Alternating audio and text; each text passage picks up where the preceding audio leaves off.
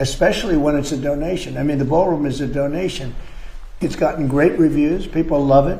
በዓለም ፖለቲካ መድረክ ላይ ታይቶ በማይታወቅ መልኩ የምድርን የኃይል ሚዛን የሚቀይር ታላቅ ወታደራዊ ክስተት እየተከናወነ ይገኛል። በአሁኑ ወቅት መላው ዓለም ትንፋሹን ውጦ የሚከታተለው ኦፕሬሽን ኤፒክ ፋሪ ወይም ታላቁ የቁጣ ዘመቻ ተብሎ የተሰየመው የአሜሪካ ወታደራዊ እርምጃ በኢራን ላይ ከፍተኛ ጥፋትን እያደረሰ ይገኛል። ፕሬዝዳንት ዶናልድ ትራምፕ በሰጡት አዲስ መግለጫ መሰረት በኢራን ውስጥ የታቀዱ ወታደራዊ ግቦች ወደ ማጠቃለያው ምዕራፍ እየተቃረቡ መሆናቸውን ይፋ አድርገዋል። ይህ ዘመቻ ተራ ወታደራዊ ግጭት ሳይሆን የኢራን የቀጠናዊ ተጽዕኖ የማስፋት አቅም ሙሉ በሙሉ ለማሽመድመድ እና ሀገሪቱን ወደ ቀድሞ ደካማ ቁመናዋ ለመመለስ የታለመ ታላቅ ስትራቴጂካዊ እርምጃ ነው። እስካሁን ባለው መረጃ መሰረት በኢራን ምድር ላይ ከ12300 በላይ ስትራቴጂካዊ ኢላማዎች በአሜሪካ ድንቅ የጦር መሳሪያዎች ተደብድበዋል። እነዚህ ኢላማዎች የኢራን የጦር ሰፈርን፣ የሚሳኤል ማስወንጨፊያ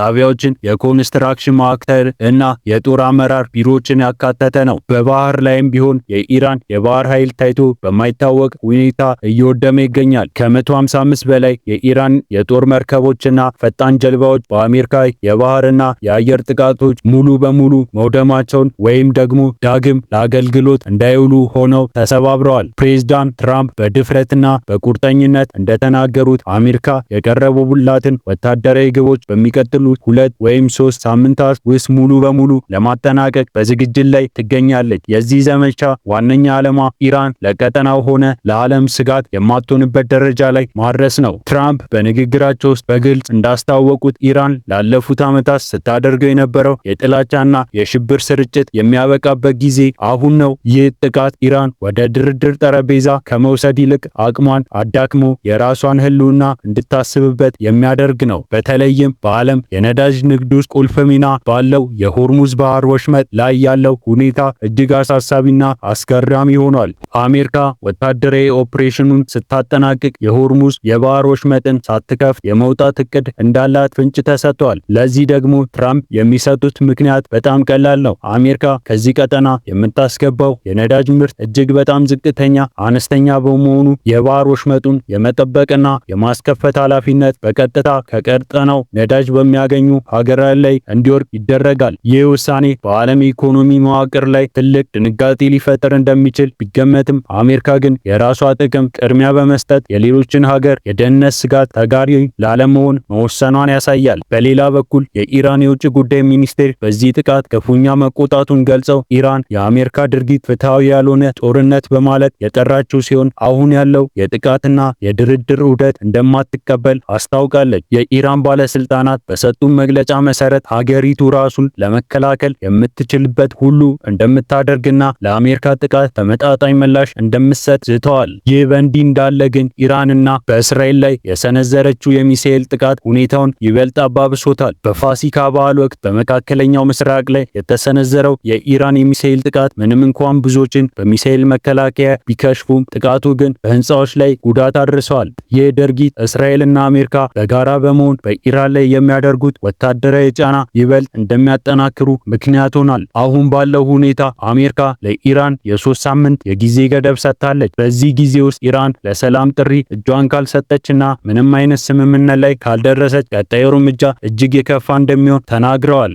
የአሜሪካ ጦር ቀጥተኛ ኢላማ ወደ ኢራን የኤሌክትሪክ ኃይል ማመንጫ ጣቢያዎችና የነዳጅ መሰረተ ልማቶች ላይ እንደሚያደርግ ይጠበቃል። ይህም ማለት መላው የኢራን ህዝብ በጨለማ ውስጥ እንዲወድቅና የሀገሪቱ ኢኮኖሚ የጀርባ አጥንት የሆነው የነዳጅ ሽያጭ ሙሉ በሙሉ እንዲወድቅ ይደረጋል። የቀድሞ የባህር ኃይል ልዩ ኃይል አባል እና ታዋቂው ወታደራዊ ተንታኝ ማይክ ሴሊን የዚህ ኦፕሬሽን ምስጢራዊ ገጽታዎች ሲያብራራ ዘመቻው አስቀድሞ የታቀደ የጊዜ ሰሌዳ ያለው መሆኑን ይናገራል። እንደ ሰሊን ገለጻ አሜሪካ አሁን እያደረገች ያለችው የኢራን የስርዓት መሪዎች የፋይናንስ መዋቅሮችና የኃይል መሰረተ ልማቶችን የመምታት ስራ ነው። ይህ ስልታዊ ጥቃት የኢራን መንግስትን ከውስጥም ሆነ ከውጭ በማዳከም እንዲፈርስ ለማድረግ የታለመ ነው። ሰርሊን እንደሚገምቱት በሚቀጥሉ ቀናት በኢራን የባህር ጠረፍ ላይ የሚገኘውና የሆርሙዝ የባህር ወሽመጥን ስጋት ላይ የሚጥሉ የኢራን ወታደራዊ ይዞታዎች ላይ ከፍተኛ የአየር ጥቃት ማዕበል ይወርዳል። ምንም እንኳን አጋር ሀገራት በዚህ ሂደት ውስጥ ተሳትፎ ቢኖራቸውም ባይኖራቸውም አሜሪካ ግን የባህር ወሽመጡን ደህንነት ለማረጋገጥ የምታደርገው ጥረት እንደማታቆም ባለሙያዎች ያስረዳሉ።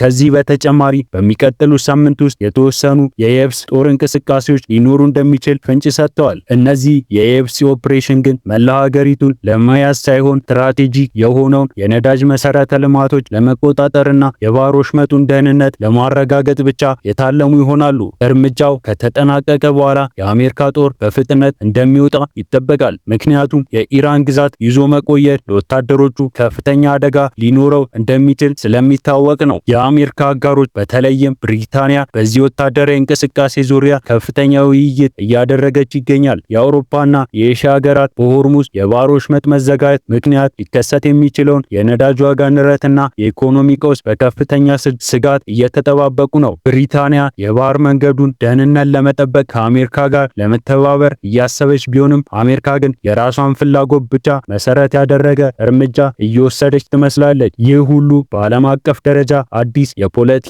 ሰልፎችን እየፈጠረ ይገኛል። ፕሬዝዳንት ትራምፕ በኢራን ውስጥ የመንግስት ለውጥ እንዲመጣ የሚያስችሉ ሁኔታዎችን እያመቻቹ እንደሆነ በሰፊው ይታመናል። የኢራን ጦር እና ከፍተኛ አመራሮች እየተገደሉ ወይም አቅማቸው እየደከመ ባለበት ሁኔታ የሀገሪቱ የውስጥ ደህንነት መዋቅርም ስጋት ላይ ወድቋል።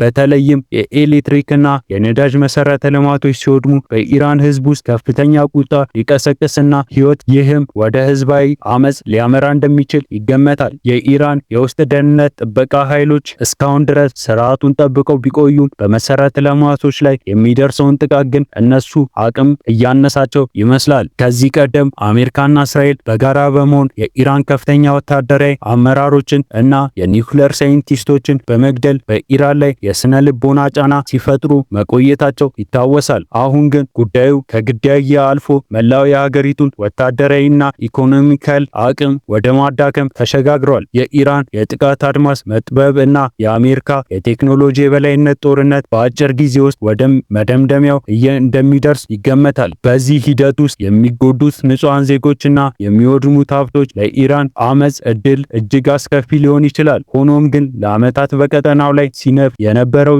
የጦርነትና የሽብር ስጋት እንዲቆም ይህ አይነቱ ጦርነት እርምጃ አስፈላጊ መሆኑን ብዙዎች ይስማሙበታል። ጦርነቱ ፍትሃዊ ነው ወይም አይደለም የሚለው ጥያቄ በኢራንና በደጋፊዎች ዘንድ ቢነሳም አሜሪካ ግን የዓለምን ሰላም ለማስከበርና የራሷን ጥቅም ለማስከበር ማንኛውንም መስዋዕትነት ለመክፈል ዝግጁ መሆኗን በተግባር እያሳየች ነው። በመጨረሻም ኦፕሬሽን ኤፒክ ፋሪ የታሪክ ማህደር ውስጥ የሚመዘገብ ታላቅ ወታደራዊ ክስተት ሆኖ ይቀጥላል። በሚቀጥሉት ጥቂት ሳምንታት ውስጥ የምናያቸው ውጤቶች የኢራን ብቻ ሳይሆን የመካከለኛው ምስራቅ የወደፊት ዕጣ ፈንታ የሚወስኑ ይሆናል። የኢራን መንግስት ለድርድር እጁን ይሰጣል ወይስ አይሰጥም?